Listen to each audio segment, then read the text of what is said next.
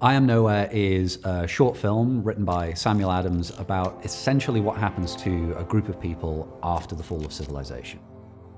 I Am Nowhere was written really at the height of lockdown. And if we remember back in March, kind of the anxiety, I suppose the sense of distrust, and just how everything was up in the air, you couldn't really get a sense of what was going to happen or what was going on. I Am Nowhere has very strong female characters, which is, I suppose, at the moment in the current circumstances within the industry, that is just automatically appealing to me as a producer, as a female producer. It just gives us a chance to show how women would survive under some extremely extraordinary and serious circumstances. I feel very privileged to be able to show that to people.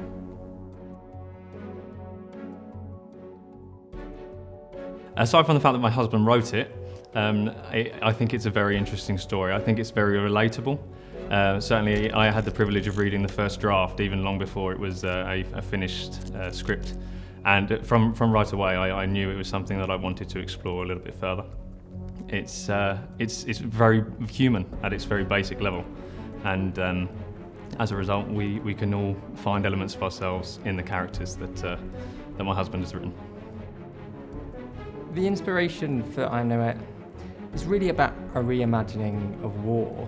And I think when people think of, or say, World War III, I think what they're imagining is guns and ships and invasions, and this whole concept of World War III in the same idea that it would be in the 1940s. And I just don't think that would be the case. I think it would be a lot more insidious. And probably the most disconcerting idea of war in modern times is how peaceful the surroundings would be.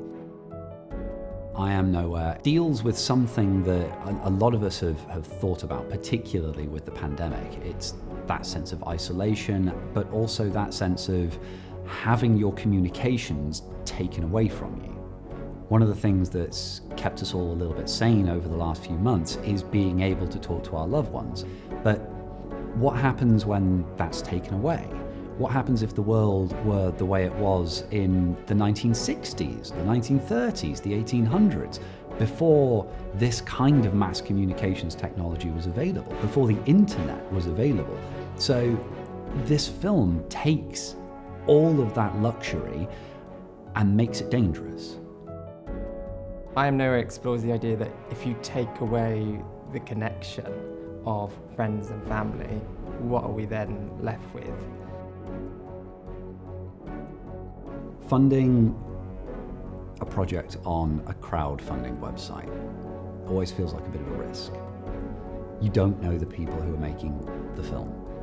It's not a physical product. It's not like you're going to get something shipped to you at the end of this that you can point at and say, oh, this is going to help me clean my floors faster, or this is a new game that I can go and play.